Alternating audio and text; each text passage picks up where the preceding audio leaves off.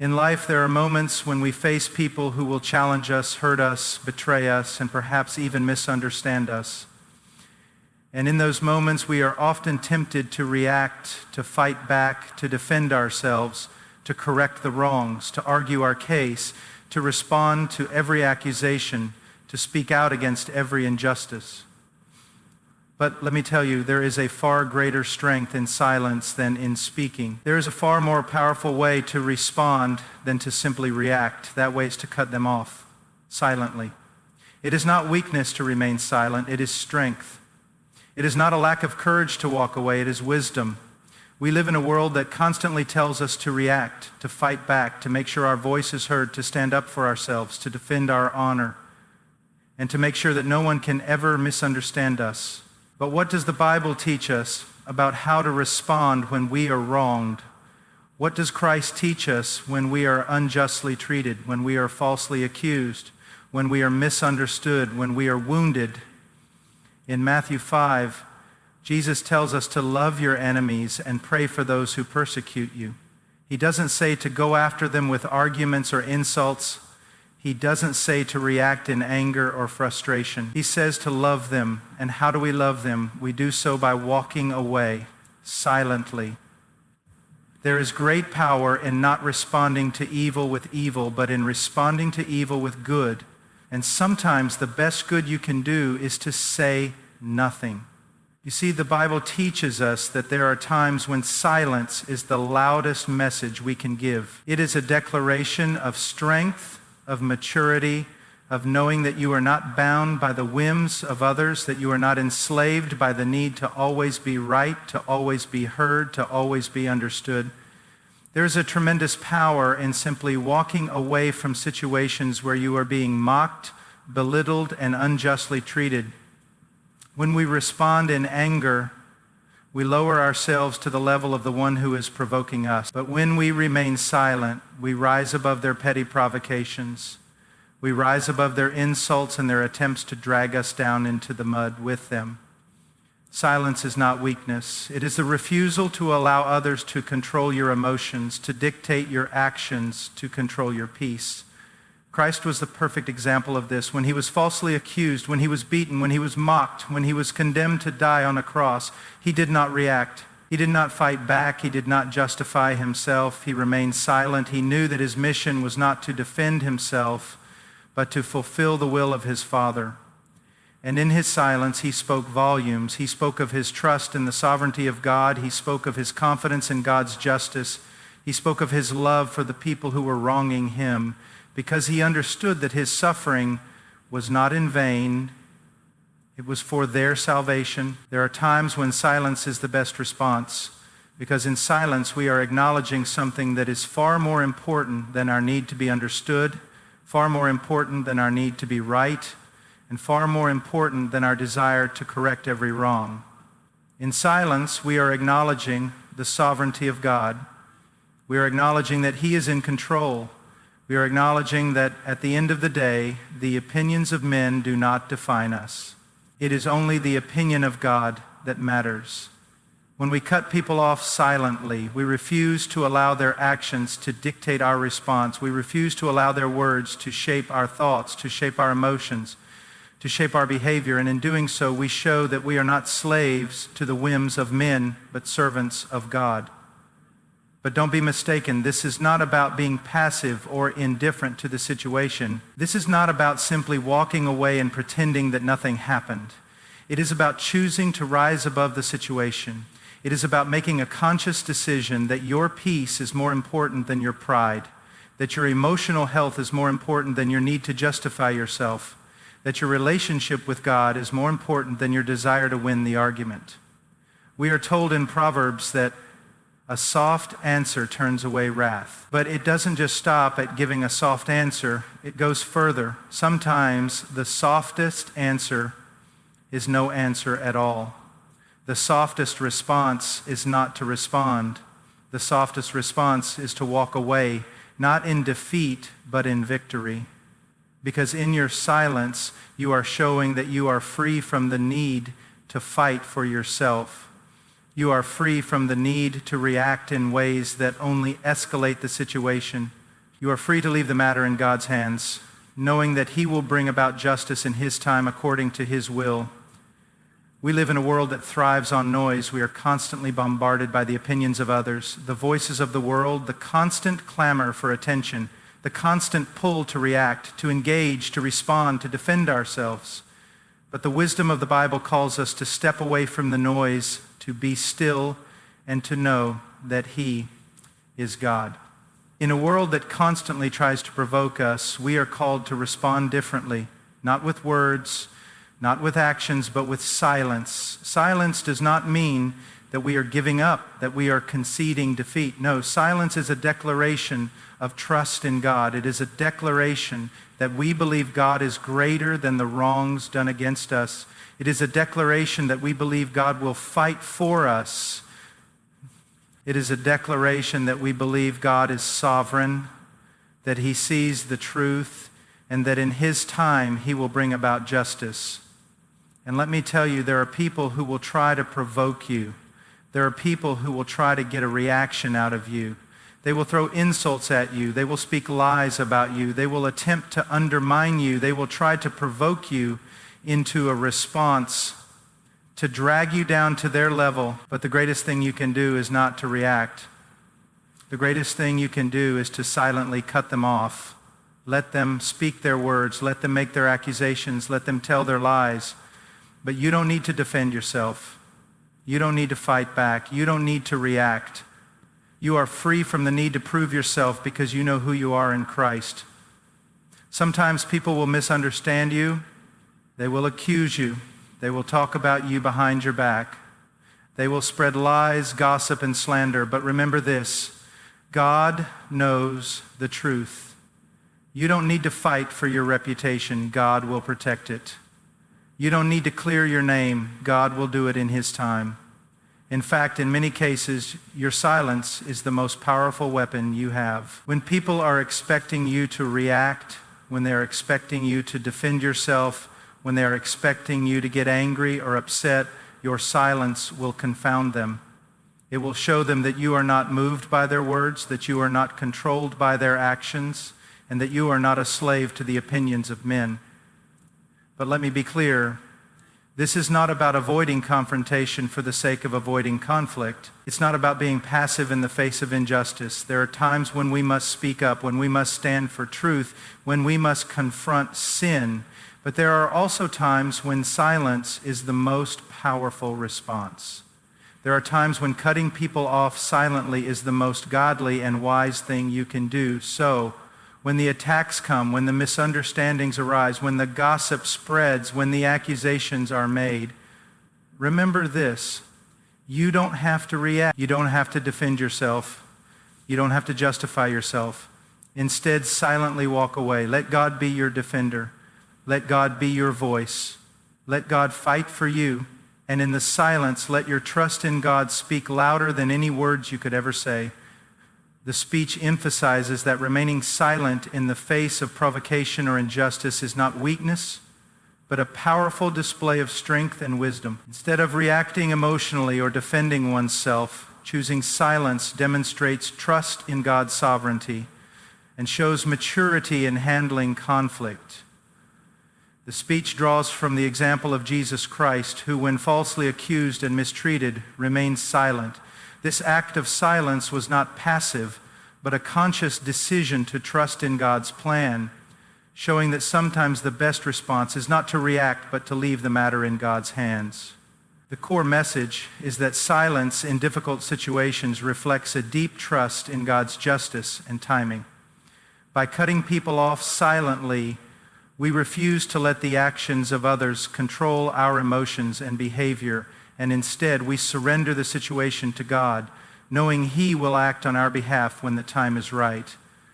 There is a deep, profound strength in silence that is often misunderstood, especially in a world that thrives on noise. We live in a society that equates silence with weakness, passivity, and even cowardice. We are told time and again that in order to be strong, we must assert ourselves, speak up, make our voice heard, defend our rights, and stand our ground. But what if true strength is found not in speaking out, but in holding our tongue? What if the greatest display of wisdom is not found in reacting to every slight, every injustice, or every insult, but in choosing to remain silent? Silence in the face of provocation is often viewed as a form of retreat, but it is in fact a choice, a deliberate act of restraint, a refusal to be controlled by the emotions, actions, and words of others. When we choose silence, we are not surrendering to the situation, we are asserting control over our own hearts and minds. In a world that constantly calls us to react, to defend ourselves, and to make sure that we are always heard, silence is a profound act of strength. It is the ability to refuse to be governed by external circumstances and instead to govern our own response. The world may encourage you to lash out, to stand up for your rights, to make sure people know where you stand, but there is another way, a higher way, a way that requires strength and wisdom, and that is to remain silent. There is a deep, often unspoken power in silence. When we respond in silence, we are demonstrating that we are not bound by the fleeting emotions of the moment. We are not controlled by the desire to be right, to be understood, or to justify ourselves. Instead, we are choosing to rise above the situation, to transcend the conflict, and to hold on to something greater. The world tells us that we must react to everything, that every slight, every insult, every offense requires a response. But silence is the choice to let go of the need to control the narrative, to surrender the situation to God, and to trust in His sovereignty and wisdom. In moments of conflict or misunderstanding, there is an opportunity to exercise incredible strength in silence. When we choose not to respond to slander, not to answer insults, and not to fight back against accusations, we are taking a stand, though it may seem like doing nothing. We are refusing to be drawn into a cycle of retaliation and bitterness. We are choosing to rise above the pettiness of the situation and to place our trust in something greater than our own need for validation. In the world's eyes, silence may seem like passivity, but in the eyes of God, it is strength. Strength to resist the pull of our flesh, strength to trust in His plan, and strength to let go of the desire for control. Silence is not about indifference. It is not about avoiding responsibility or neglecting the need to address wrongdoing. Rather, silence is about choosing the right moment to speak and the right way to speak. There are times when silence is the most powerful tool we have in our arsenal. There are times when speaking up only serves to escalate the conflict, to fuel the fire of anger, and to prolong the tension. In those moments, silence is the wise choice. It is not an admission of defeat, nor is it an unwillingness to confront injustice. Instead, it is an exercise of wisdom, knowing when to speak and when to hold your tongue. In fact, silence can be the most potent weapon against those who seek to provoke you. People who insult or attack us often do so because they want a reaction. They want us to respond in anger, to defend ourselves, to make sure that our voice is heard. When we withhold that reaction, when we choose not to engage, we take away their power. They may try to drag us into their drama, but we refuse to participate. In that refusal, we take control of the situation. Silence is not about giving up or surrendering. It is about choosing not to participate in something that does not deserve our attention or energy. The power of silence also lies in its ability to reveal our character. When we remain silent in the face of provocation, we are demonstrating self-control, patience, and maturity. We are showing that we are not governed by our emotions, that we are not ruled by the whims of those around us. In a world where everyone is quick to speak, quick to react, and quick to defend themselves, silence stands out as a testimony of inner strength. It is a declaration that we are not like the world, that we do not respond in the same way that others do. While the world reacts in anger and frustration, we choose to respond with quiet strength and restraint. Silence also speaks to the depth of our faith. When we choose silence in the midst of conflict, we are expressing our trust in God's sovereignty. We are acknowledging that God is in control, that He sees what is happening, and that He will handle the situation in His perfect timing. In those moments, our silence is not an act of inaction, it is an act of faith. It is a declaration that we believe God is bigger than the situation, that He is greater than the offense, and that He will bring about justice in His own time and in His own way. We trust that God will vindicate us, that He will defend our reputation, and that He will take care of those who seek to harm us. Furthermore, silence allows us the space to reflect and seek God's will. When we are confronted with injustice, our natural inclination is often to react, to speak out, to argue, to set the record straight. But silence provides the opportunity to step back, to breathe, and to seek God's guidance. In those quiet moments, we can ask ourselves, what does God want me to do in this situation? How does He want me to respond? Silence gives us the time and the space to listen to God's voice, to hear His instructions, and to align our hearts with His will. It prevents us from acting in the flesh, out of anger or frustration, and helps us to respond in a way that honors God. There is a wisdom in silence that goes beyond merely holding our tongues. It requires an awareness of the bigger picture, a recognition that our actions and words have consequences, and that sometimes the best course of action is to say nothing at all. Silence teaches us to trust that God is in control and that He is at work in ways we cannot always see. It teaches us to wait patiently for His timing and to trust that His plan is better than our own. In the book of Proverbs, we are told that a soft answer turns away wrath, Proverbs 15:51, and there is great wisdom in this. However, there are times when a soft answer is not necessary, because a response at all would only serve to escalate the situation. In those moments, silence is the answer. It is a response that speaks volumes without saying a word. It communicates that we are not easily swayed by the words of others, that we are not easily provoked, and that we are secure in our identity and in God's plan for our lives. The Apostle Peter, in his first letter, exhorts believers to live in such a way that even if they speak against you as evildoers, they may, by your good works, which they shall behold, glorify God in the day of visitation. 1 Peter 2:12. This is the power of silence, the ability to demonstrate the truth of the gospel through our actions rather than through our words. When we choose silence, we are allowing our lives to speak louder than our words ever could. We are choosing to trust that God will use our actions and our restraint to glorify Himself and to bring others to Christ. Silence is not always easy. It requires discipline, self-control, and humility. It requires the strength to resist the urge to defend ourselves, to make our case, to prove our point. It requires the humility to acknowledge that we do not need to be right, that we do not need to be understood, and that we do not need to have the last word. It requires the faith to trust that God is in control, that He is at work in ways we cannot see, and that He will bring about justice in His perfect timing. But in this silence, we find strength. Strength to rise above the situation, strength to remain calm in the face of provocation, and strength to trust that God is greater than anything we face. And this is the wisdom of silence, to know when to speak and when to remain silent, to know when to act and when to wait.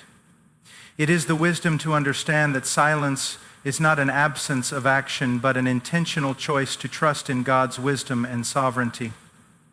It is the wisdom to recognize that there are times when our words will only cause harm, and that in those moments, silence is the most powerful thing we can do. So let us embrace the strength and wisdom found in silence. Let us learn to trust God more fully, to rely on His timing, and to refuse to be governed by the actions and words of others. Let us find power in our restraint, peace in our stillness, and confidence in our quiet trust in Him. In every aspect of life, we are called to follow Christ, to emulate His character, and to live as He lived. His life was a perfect example of how we should respond to the world around us, especially in times of injustice, suffering, and conflict. One of the most striking aspects of Christ's life was His unwavering commitment to remain silent in the face of false accusations. He did not respond to provocation in the way the world might expect. Instead, He chose to follow a higher path, a path that was marked by restraint, humility, and absolute trust in the sovereignty of God. His example is one that we are to imitate, particularly when we are wronged, mistreated, or misunderstood. Christ's silence was not a sign of weakness, nor was it an unwillingness to confront evil. It was an act of obedience to the will of God, an expression of his trust in his Father, and a demonstration of the strength that comes from surrendering control to God's greater purpose. Throughout his ministry, Jesus consistently chose to respond with silence when confronted with accusations and hostility, and his response to those who sought to destroy him offers profound lessons for us today. Consider the moments leading up to his crucifixion. Jesus was arrested on false charges, mocked, beaten, and condemned by the very people he came to save. The religious leaders and the Roman authorities alike sought to discredit him, to strip him of his dignity, and to silence his voice. Yet in the midst of it all, Jesus did not open his mouth to defend himself. He did not argue, protest, or seek to explain himself. Instead, he remained silent. His silence was not a form of denial or passivity, but a powerful declaration of his faith in the sovereignty of God and his commitment to fulfill the will of his Father. In the book of Matthew, we read about Jesus' trial before the high priest. The religious leaders brought false witnesses against him, accusing him of blasphemy. But Jesus did not respond to their accusation. But Jesus remained silent, the gospel tells us, Matthew 26:63. His silence in the face of false testimony was a stark contrast to what the world might expect from someone facing such serious charges. The world might say, fight back, defend yourself, prove your innocence. But Jesus knew that his mission was not to vindicate himself, but to fulfill the redemptive purpose for which he had been sent. Jesus' silence before his accusers is not merely an example for us to follow. It is a profound demonstration of the strength that comes from surrendering our need to defend ourselves to God. Christ did not need to defend his honor because he knew his Father was with him, and he trusted that God's plan would unfold exactly as it was meant to. He knew that in the end, his death would serve a higher purpose, one that would bring salvation to the world. His silence in that moment was a declaration of his trust in the Father's plan, even when it appeared to be falling apart in the eyes of the world. We also see this silence in Jesus' response to the Roman governor, Pontius Pilate. Pilate, the Roman official overseeing Jesus' trial, was baffled by Jesus' behavior. He asked Jesus why he did not defend himself against the accusations being made, but Jesus' response was simple. You would have no authority over me if it were not given to you from above. John 19:11. Here once again, Jesus refuses to argue or defend himself. He acknowledges the authority of Pilate, but ultimately places his trust in the sovereign will of God. Jesus knew that the ultimate authority in this situation was not Pilate, nor the religious leaders, but his Father in heaven. His silence in the face of authority was not a sign of defeat, but a powerful testimony of his belief in the greater purpose of his suffering. Jesus also demonstrated silence in the face of personal attacks and misunderstandings throughout his ministry. The Gospels are filled with stories of people who misunderstood him, who falsely accused him, or who sought to discredit his ministry. Yet time and again, Jesus chose not to engage with these attacks. He did not try to explain himself to every critic. He did not seek to defend his actions or his motives. Instead, he continued to focus on his mission, on teaching the truth, and on doing the will of his Father. He did not allow the opinions of others to distract him or to alter his course. In Luke 23, we see another example of Jesus' silence when he is brought before Herod. Herod had heard of Jesus and was curious to see him perform a miracle, but when Jesus stood before him, he remained silent. He gave no answer, Luke 23:9. Even though Herod and his soldiers mocked him and treated him with contempt, this silence is significant because it shows that Jesus was not concerned with satisfying the curiosity of those who had no intention of believing in him. He was not willing to perform for the entertainment of those who sought to use him for their own selfish purposes. He was more concerned with the Father's will than with the expectations of the people around him. Christ's silence before his accusers serves as a model for us when we are confronted with unjust treatment, misunderstanding, or hostility. In our own lives, we often encounter situations where we are falsely accused, where people misinterpret our actions, or where we are unjustly treated. In those moments, our natural inclination is often to defend ourselves, to justify our actions, or to correct the record.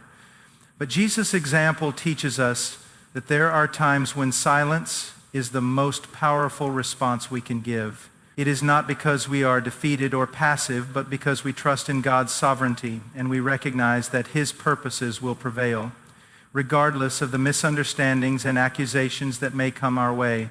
When we are wronged, our desire for justice can sometimes drive us to speak out, to correct the lies, to fight for our reputation. However, Jesus shows us that there is a higher way, an approach that focuses not on defending ourselves, but on entrusting ourselves to God's justice. He did not need to justify himself because he knew that God would ultimately bring about justice. Jesus' silence was not a denial of the injustice he faced, but a declaration that he was trusting in the Father to handle the situation according to his perfect will. Following Christ's example means that we are willing to remain silent when we are wronged, knowing that our silence does not make us weak, but rather strengthens our trust in God's plan. In those moments, we recognize that we are not in control of the situation, but that God is. Our silence is an act of faith, a declaration that we are surrendering the outcome to him. It is a willingness to follow Jesus' example and to trust that he will bring about justice in his own time, in his own way. Furthermore, following Christ's example in silence means that we recognize that our lives are not about proving ourselves or seeking the approval of others. Jesus, in his silence, was not concerned with defending his honor or protecting his reputation. He was focused on fulfilling his mission, on accomplishing the will of his Father. In the same way, when we are wronged or misunderstood, we are called to keep our eyes fixed on the greater purpose for which we have been called. Our goal is not to vindicate ourselves, but to live faithfully and obediently to God, trusting that he will be the one to defend us. Christ's silence also shows us that there are times when speaking up will only serve to escalate the situation. In moments of conflict, we are often tempted to react quickly, to defend ourselves, to argue, or to retaliate.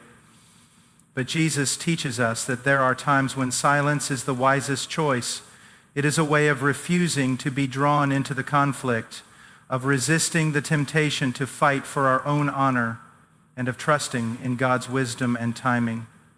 By remaining silent, we create space for God to work, for his justice to unfold, and for his glory to be revealed. Jesus' example of silence is not a call to passivity, but to active trust in God's sovereignty. It is an invitation to lay down our need for control, to relinquish our desire for justice on our own terms, and to follow the path of humility and submission to God's will. His silence was not a retreat from the world, but an active expression of his total trust in the Father's plan. And this is the example we are called to follow, to remain silent when the world demands that we speak, to trust in God's timing, and to rest in the knowledge that he will vindicate us in his perfect time. By following Christ's example of silence, we learn to respond to the world with grace, humility, and trust. We learn that silence is not weakness but strength, not passivity but active faith. We learn that God is in control and that his purposes are far greater than our immediate circumstances. And we learn that in following Christ, we can find peace and strength even in the midst of suffering, knowing that he is with us and that he will bring about his perfect plan. In a world that encourages us to react quickly, speak up immediately, and defend ourselves at every turn, silence can feel like a foreign concept. It is counterintuitive to our natural instincts, especially in times of injustice, mistreatment, or misunderstanding. Yet, silence can be one of the most profound and powerful ways to declare our trust in God.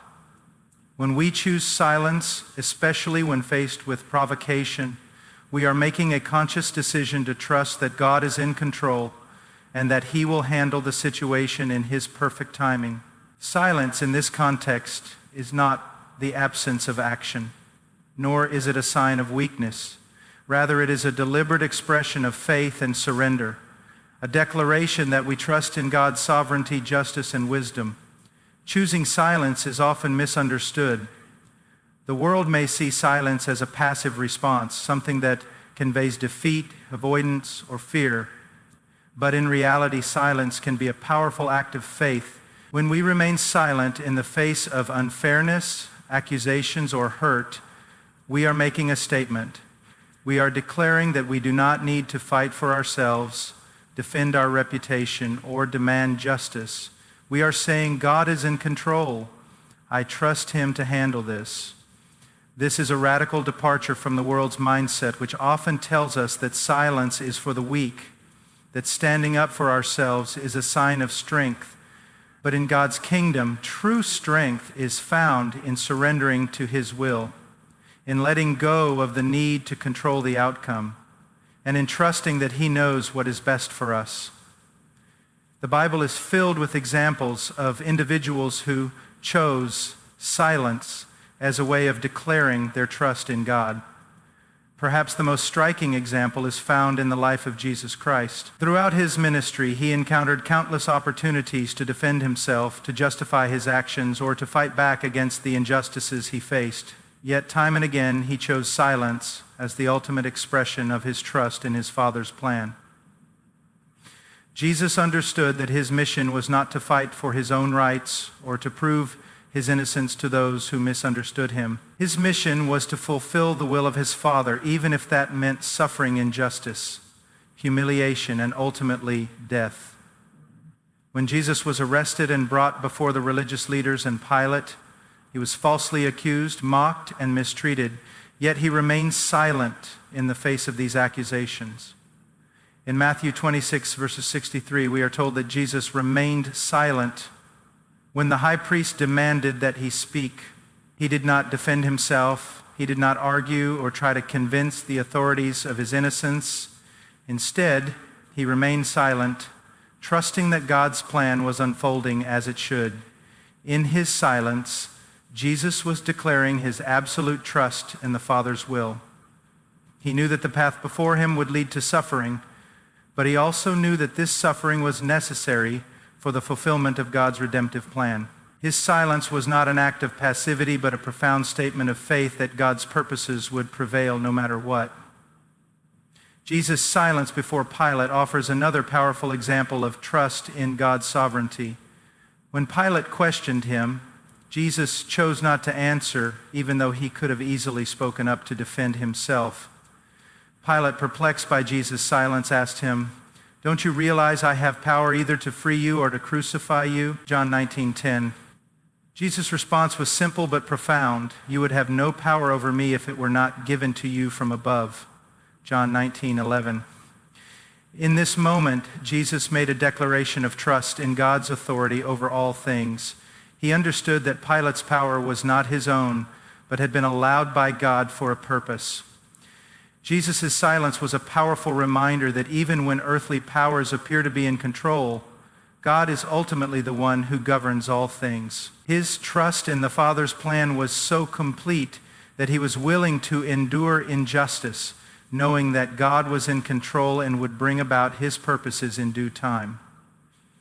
Jesus' example teaches us a valuable lesson about the power of silence as a declaration of trust in God. When we are wronged, misunderstood, or falsely accused, we may feel the urge to speak up, to defend ourselves, or to demand justice. But Jesus shows us that sometimes the wisest and most powerful response is to remain silent, trusting that God will handle the situation. Jesus' silence was not a passive resignation, but an active surrender to the will of God. By remaining silent, He was acknowledging that God's plan was far greater than any momentary injustice he faced. He was declaring his faith in God's perfect timing and trustworthiness, knowing that the Father's purposes would be accomplished, even through suffering and hardship. There are other instances in Scripture where silence is portrayed as an expression of trust in God. In the Old Testament, we find the example of Job, a man who suffered immensely yet chose to trust God despite his circumstances. Job lost his wealth, his health, and his family, and his friends accused him of wrongdoing. Yet, throughout his suffering, Job remained silent in his trust that God knew what he was doing. While Job did voice his complaints and confusion, he ultimately trusted God's sovereignty over his situation. In Job 13:15, he declares, "Though he slay me, yet will I trust in him." Job's trust in God, even in the midst of unspeakable pain, is a powerful declaration of faith. He chose not to demand answers from God or try to make sense of his suffering in his own understanding. Instead, he chose to trust that God knew what he was doing, even if it didn't make sense at the time. The prophet Isaiah also provides an example of silence as a declaration of trust in God. In Isaiah 53:7, we read that the Messiah would be oppressed and afflicted, yet he did not open his mouth. This prophecy points to the suffering of Jesus, who would endure great injustice without defending himself. Jesus' silence before his accusers, as foretold in Isaiah, was a testament to his deep trust in God's plan for salvation. He did not need to argue, explain, or defend himself because he trusted that his suffering was necessary for the redemption of humanity. His silence was not an admission of guilt or weakness, but an active choice to trust in the Father's will. In our own lives, choosing silence in difficult situations is a way of declaring that we trust God to handle our circumstances. When we remain silent in the face of criticism, unfair treatment, or misunderstandings, we are making a statement that says, "I trust God with this. I don't need to fight for myself. I know that He is in control." This trust is not a passive resignation to the circumstances. It is an active surrender to God's sovereignty. It is choosing to let go of our desire for control, to release the need to be vindicated, and to trust that God will work in ways that we may not fully understand. Silence is also a way of declaring our trust in God's justice. When we are wronged, it can be tempting to take matters into our own hands, to seek revenge, or to make sure that others know how we've been mistreated. But choosing silence is a declaration that we trust God to bring justice in His time and His way. Romans 12:19 tells us, "Do not take revenge, my dear friends, but leave room for God's wrath. For it is written, 'It is mine to avenge, I will repay,' says the Lord." When we remain silent in the face of injustice, we are saying, "God is the judge, not me. He will right the wrongs in His time."